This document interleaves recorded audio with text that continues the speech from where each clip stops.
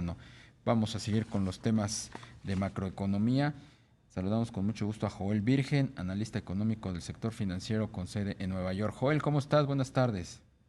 Buenas tardes, Darío. Buenas tardes, Rogelio. Gracias por la invitación. No, gracias a ti por tomarnos la llamada.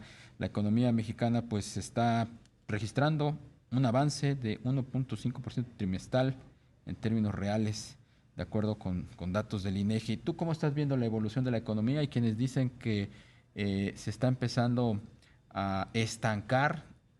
A principios de semana el mismo INEGI dio a conocer datos de las ventas minoristas y ahí ya se empieza a observar una desaceleración de las mismas.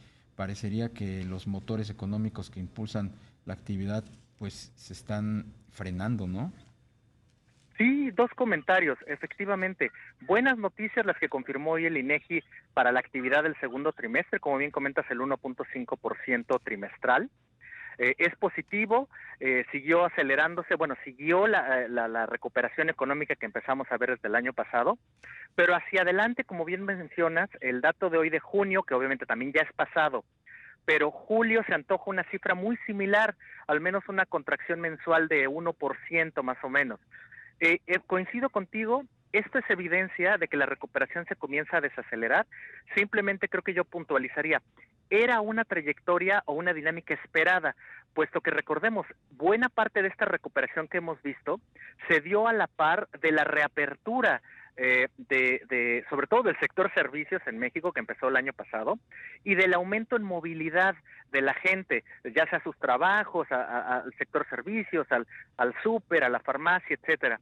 Entonces, puesto que vas abriendo y has abierto de manera paulatina, un resultado o la contracara de eso es que la actividad al principio, cuando abres el tercer trimestre del año pasado, ves una recuperación significativa, luego el cuarto una recuperación menos impresionante que la anterior y en esa secuencia es resultado en sí de la reapertura, pero la desaceleración en el ritmo de recuperación era esperada precisamente porque la reapertura llega a un nuevo equilibrio. Pero aún con esto coincido contigo, el tema es que la desaceleración parece más pronunciada de lo que se anticipaba y dos, ya estamos en la tercera ola, aunque pues las restricciones a la movilidad son por mucho más discretas que en las anteriores olas de contagio. Por supuesto, Joel. Buenas tardes. Te saluda Rogelio Varela. Joel, Buenas además tardes. de este tema que mencionas muy bien de la tercera ola, ¿qué le estaría metiendo freno a la economía de México? Pues a pesar de que Estados Unidos pues también tiene buenos números. Sí, como bien apuntas, por la demanda externa todavía estamos relativamente tranquilos. El Estados Unidos continúa en este sendero de recuperación acelerada. No toda la recuperación de Estados Unidos se debe trasladar a México, solo la que toca al sector industrial manufacturero, en todo caso de manera directa y algo más. Pero los lastres siguen siendo, ya sabemos, la inversión en México, que no está estancada desde esta recesión, está estancada desde hace 5 años, está luchando por salir de esa, ¿qué digo estancamiento? De esa contracción, y pues fenómenos como los que hemos visto ahora en Pemex, donde se tiene que interrumpir la producción, pues siguen restando al sector energía, el empuje que pueda dar a la actividad. Así que todo pende en buena medida del consumo, y muy probablemente este se vea relativamente, yo creo que moderadamente impactado por la tercera ola de COVID, y eso es lo que creo que puede cambiar las perspectivas para este año. Yo no creo que la economía crezca 6% este año, pero todavía tendría una oportunidad de crecer entre un 5 y un 5.5%. ¿Qué otros motores ves tú que pudieran encenderse? Ahí están las remesas, ahí está el turismo que incidió positivamente, está sacando la casta en favor de otros sectores que se han eh, pues pasmado. ¿Dónde ves tú la actividad que pueda detonar y darle dinamismo a la economía? Porque bueno, pues las exportaciones manufactureras que tienen que ver con la industria automotriz están afectadas por el tema de la crisis de los chips. Así es, mira, la verdad es que el principal riesgo positivo, favorable que yo veo, es decir, si las cosas no salen como yo preveo, creo que puede ser positivo el tema de que mientras, no voy a hablar del tema humano que es importante y de salud, sino simplemente del costo económico de la tercera ola, por lo que estamos viendo una tercera ola con una aceleración de casos que no habíamos visto en las otras dos, pero como dije, con menores restricciones y casi sin ningún efecto en la movilidad de las personas, lo cual creo yo habría oportunidad de que el consumo sorprendiera con un impacto negativo mucho menos desfavorable del que se podría anticipar.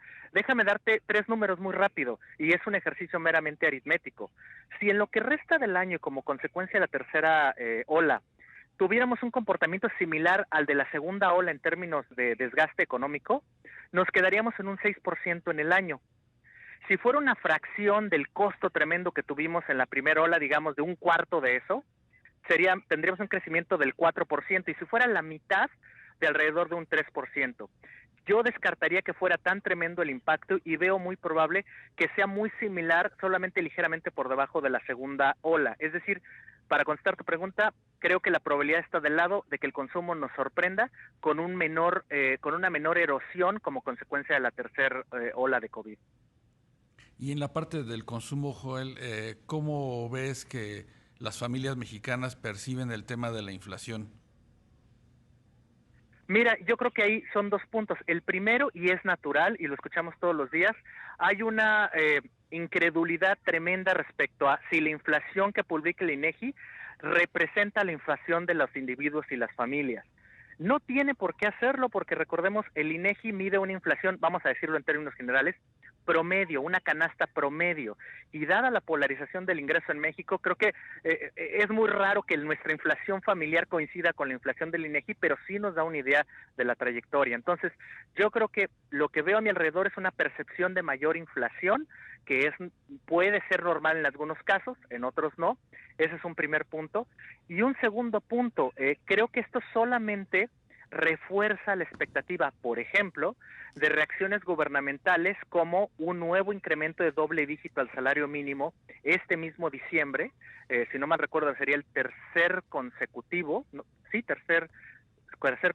de doble dígito, como consecuencia y en este ambiente de alta inflación, sobre todo también reconociendo que las presiones no solo vienen por parte de mercancías y servicios, sino de algunos agropecuarios que le pegan sobre todo a las familias de menores ingresos.